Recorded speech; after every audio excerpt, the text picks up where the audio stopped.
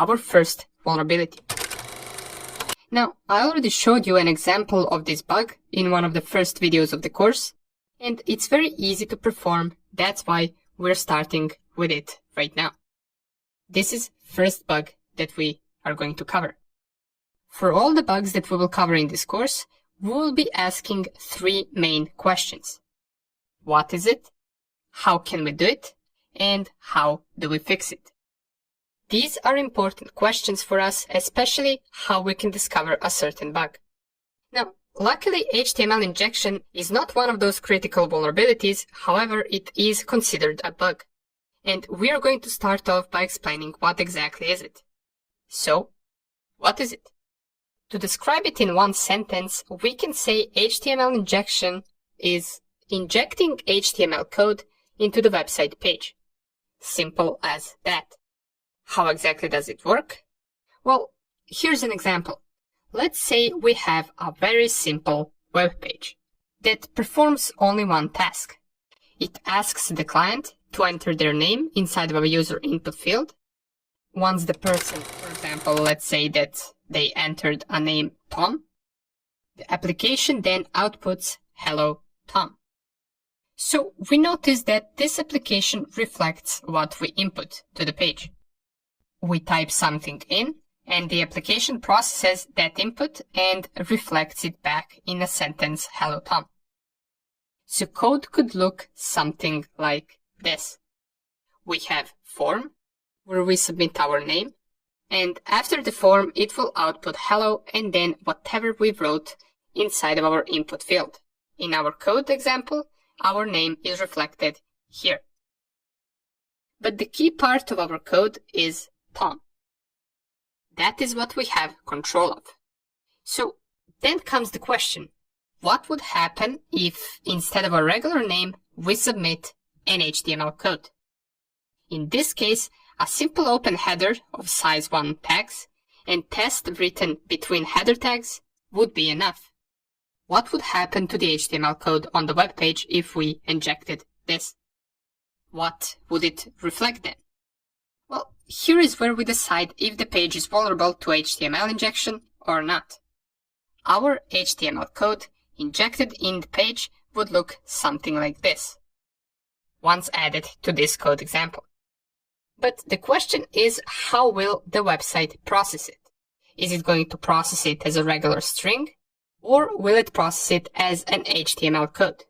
If the website processes it as an HTML code, and it outputs test written in header size 1, then we can conclude that the web page is vulnerable to HTML injection and that user input field isn't filtered well enough to block HTML tags and HTML code.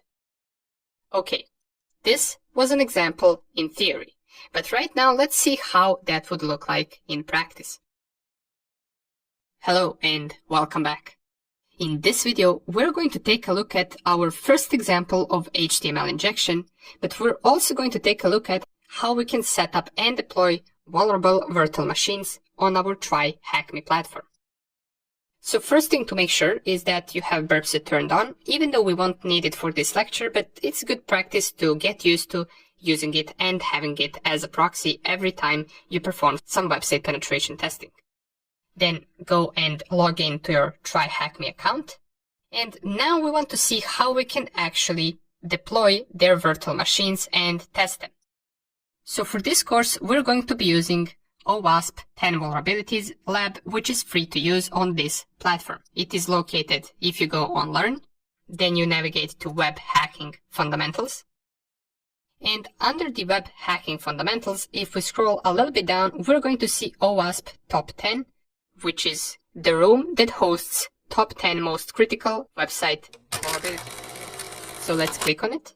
This will be the room that we're going to be doing. And in this specific room, we don't really have an HTML injection. However, we can use a different task that we have right here to demonstrate HTML injection. And that different task is going to be this one, task number 5, Command Injection Practical. Now, just so you don't get confused, we are not yet learning command injection. We're going to be focusing on command injection later in the course. For now, we want to do HTML injection. And we can also do it on this lab right here. You don't need to read any of this for now. We're going to leave that for later. For now on, we're only interested into starting this machine. But there is one problem with this. Once we start the machine, it will be deployed in their own network. So we must VPN to their network in order to be able to access this machine. How can we do that? Well, it's rather simple. We can do that with the help of OpenVPN that we have inside of our Kali Linux. And I have a good guide on how we can do that. So navigate to this icon right here, then navigate to Access. And here we have the page where we can download our configuration file that we will use to access their VPN server.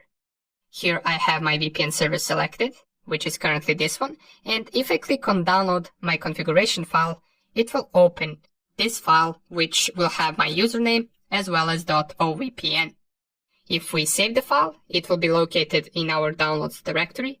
And all we have to do afterwards is open a terminal, navigate to your downloads directory. If I type ls, here will be the file that I just downloaded. And in order to VPN into their network, we type sudo openvpn and then the file name, which in my case is this one. If I press enter, I enter my password. In just a few seconds, we will have everything set up. And now if we open a third terminal and we type ifconfig, you will see this third interface right here where you will get the IP address from the VPN. And as I already mentioned before, to demonstrate HTML injection, we're going to start this machine under task 5. Let's start it by clicking on this start button. And it will say starting your machine, please wait. In a few seconds, we're going to see this tab right here. It will say that the machine expires in 59 minutes, so that is how long we have to solve our task. Even though we're not really doing the command injection task, but this is how long the machine will stay up. And the IP address of the machine will be shown in 39 seconds. So all we have to do for now is to wait for this timer to go to 0 in order to be able to see the IP address of our target machine. And here it is. I got my IP address of my virtual machine. Now it gives you this option to copy it. And the first thing that I always like to do with this is I like to try to ping that IP address, because sometimes it might take a couple of minutes for you to be able to communicate with this machine. You won't be able to communicate with it straight away, so pinging or visiting the HTTP web page won't really work. As we can see right here, I'm still not able to ping it. So let's wait for a couple more seconds, and hopefully in a minute or two, we should be able to visit the web page of this IP address, and also we should be able to ping it. Okay, a few minutes went by, and let's try it again. If I ping the IP address, now we have established connection, and we can communicate with this machine. Awesome. Let's Control-C this, and the next thing that we want to do is visit the web page on this machine. Now, for the command injection part, if we go to the task that we have, we would be visiting this link right here. But we're not really interested in performing command injection right now. We will do that later. For now on, we want to perform HTML injection. So what I want you to do is I want you to copy the IP address of your machine and add / at the end. Press enter, and it should load this page that says directory search. It's a very simple web page. As we can see, we do have a user input right here. We can type something in, and then we have a button to submit. So let's type, for example, test. Click on submit, and we get an error. User test was not found on the system. Now, what does this tell us? If we go back to our theory video of HTML injection, we remember that if our input that we specified reflects somewhere on the web page, we can try and test for HTML injection, and our test was reflected here. So what would happen if we, for example, typed HTML code? Let's give it a try. Let me just zoom this in so we can see everything better. And I'm going to type h1 and then close, header tags, and then capital test. and then close header tags again. So we have open header tags for the h1 header size, we have test and close h1 tags. Let's submit this, and here it is. We get test printed in header of size 1. So that means this is vulnerable to HTML injection. And just in case you're not sure, we can do something like this, for example, h1, and then we can also underline to see whether it will process the underline tags of HTML code, and if it will underline our test string. Don't forget to close both underline tag and header1 tag, and if we submit, well, here it is. We get our test string underlined. This means this web page is vulnerable to HTML injection. And this is the most simple example that we can have. Nonetheless, we're going to take a look at some other examples and some other possibilities with HTML injection in the next videos, but for now on, we'll learn how we can deploy our virtual machines inside of our TryHackMe account, and we also learned how we can connect to its VPN. Remember that you will have to do this every time you start TryHackMe. But once you downloaded this file that we have right here, you can always use the same file. Just also make sure that you use the same VPN server. You just run this command every time you want to use TryHackMe, and it will connect to their VPN, which will allow you to access their machines whenever you start them. Okay, awesome. Now that we got that out of the way, let's see an example of HTML injection on our OWASP BWA virtual machine. See you in the next video. Welcome to the example of finding HTML injection vulnerability. For this, we're going to need our OWASP virtual machine, so make sure that it is started. Make sure that you have burp suite started right here and that intercept is turned off. Now what we want to do is we want to navigate to the IP address of our OWASP virtual machine. Then we want to navigate to OWASP mutilday 2. And you will notice that right here, if we go to OWASP 2013 and A1 injection, we will have multiple examples of HTML injection, or should I say multiple practice examples of it. Let's go to, for example, this one. Let's go to HTML injection and then browser info. If I click on that, it will open a page that it should be vulnerable to HTML injection, right? But compared to the last example that we saw, here we don't really see any user input that we can use to inject code. We can't enter our HTML code anywhere on this page. So what are we going to do?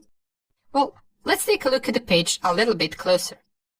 If we take a look at all of the information that we have right here, we're going to notice something quite familiar for us, which is this user agent string.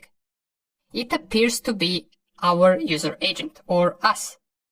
Now, if we remember, in the HTTP headers, there is a user agent header that has this information for us. So could it be that perhaps the user agent header is getting reflected on this page? I mean, we can give it a try. Let's see what happens once we reload this page while intercept is turned on. So let's go to our burp suite, turn on the intercept, and let's reload this page. So straight away we get this HTTP request, and this is the same request for this page since we tried to reload it. Now let's compare this information right here, which is the user agent string, with the user agent string that we got in our HTTP headers. So here it is. As we can see, it's pretty much the same thing.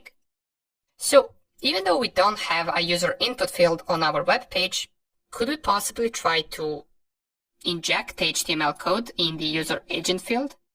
Well, let's give it a try. If I delete the current user agent and I type h1 tags and then test, and then I close h1 tags, and let's also, for the purposes of this tutorial, add the underline tags just so we can see whether it will also underline it. So if we open the tags, we must also close them. And once we inject this, hopefully, if it gets reflected on this page, we're going to see test written in header size 1 and also underlined. let's give it a try. Let's forward this packet and turn off the intercept. Go back to the page, and here it is. We get test reflected as an HTML code. How cool is that? We didn't use any user input field on the page, but we still managed to inject HTML code through HTTP headers. Awesome. This is just another example of HTML injection, and in the next video, we're going to take a look at even more interesting example and more useful example of HTML injection. See you in the next video. Welcome back. In this video, we're going to take a look at 2 more examples of HTML injection. And with this, we're going to finish off with this vulnerability. Now, before we start off with these examples, it's important to notice that this is not the most critical vulnerability that we can find on a page, but we did start with it just because it's simple to perform. The effect that it can have is, well, with HTML injection, you can pretty much change anything on the page. You can change the HTML code, you can make it redirect to a different page that we saw an example in the previous video. So what you can, for example, do is you can create a fake page that looks exactly like the page that you're testing. You can add a form, perhaps a login form there, and then you can redirect the real page to the fake page that looks exactly the same, and the user that gets redirected won't really notice anything. They might type their information such as usernames and passwords on the fake page, and you would be able to get all of that. And that is the power of HTML injection, because a regular user won't really see the difference between a real page and a fake page. Nonetheless, enough of talking, let's get straight into these 2 examples. So the first one that I want to show you is once again under the injection, and then let's go HTML via DOM injection. And let's select HTML5 storage. Here we do have some web storage. And if we type something in these user input fields and click on add, it will get reflected on this table that we can see on this page. Now, there are a few things that we might notice right here. There are a couple of things reflecting. We have our test getting reflected here and here. We also get test getting reflected here, but we also get our user agent field getting reflected here. Now, we will not be injecting this because we already saw an example of injecting the user agent field. We could probably reflect our HTML code right here. But let's give it a try under these 2 tabs. So the first thing that we will notice is that if we turn on the intercept and we type something in, well, we didn't really intercept anything. Our request didn't get interrupted. We simply just added another test value on this storage. But even though we can't really intercept this request, we can still try to write HTML code. And let's copy this right here and paste it on the second input tab as well. And we do get HTML injection, we just don't get it here. We get it right here. As we can see, our input got filtered and it simply just added our HTML code as a regular string. But here where it also reflects, we got test written in header size 1 tags. Okay, so this was a simple example. We got our HTML code right here, so we know that it's vulnerable to the HTML injection. But let's take a look at more advanced example. To navigate to that more advanced example, even that one is rather easy. We can go to the injection, and let's go, for example, to the first one, and let's go to this one, those back buttons. Click on that. Oops, we still have intercept on. Let's turn it off. And this is the page that we get. Once again, no user input fields. So what are we going to inject? We can't even see in this text that anything from our headers gets reflected. Well, besides this one, which is standard thing on every page that we visit, we're just going to ignore it at the moment. But if we read this discussion right here, it says, the large back button image appears automatically on most pages. And they're probably referring to this arrow and this back button right here. If the image is clicked, the user is redirected to the previous page. The button works by executing a JavaScript statement which sets document.location.href equal to the HTTP header refer. This might already give us enough information. If we give it a try, for example, let's turn on the intercept and we click this back button. If we find the refer header, which is right here, well, it is correct. We do get the link to the page that we want to visit, which is the previous page to this button. It will redirect us to the previous page, and the link to that previous page is in the refer of our HTTP headers. But how does that help us? It doesn't get reflected anywhere on the page. At least this link doesn't get reflected anywhere on the page. Or does it? Well, let's take a look. Let's go right here and let's go under the inspect element. And for the inspect element to work better, let us just turn off the intercept and go back to our those back buttons example. So here it is. Let's go on it and let's try to find the code of this back button.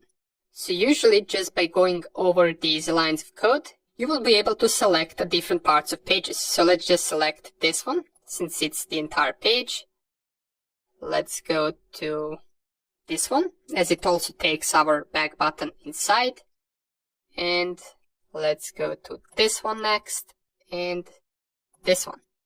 Here we should be able to find the div open tag, which covers our button, which in our case is this one right here. And here's the button.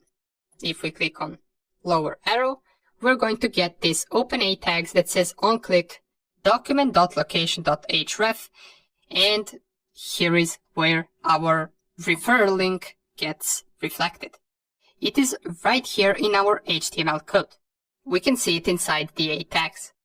But how can we inject right here? Well, we could try to inject a simple HTML code in the refer button, but you'll notice that it won't work if I type h1 and then test and then close h1 tags and forward the packet.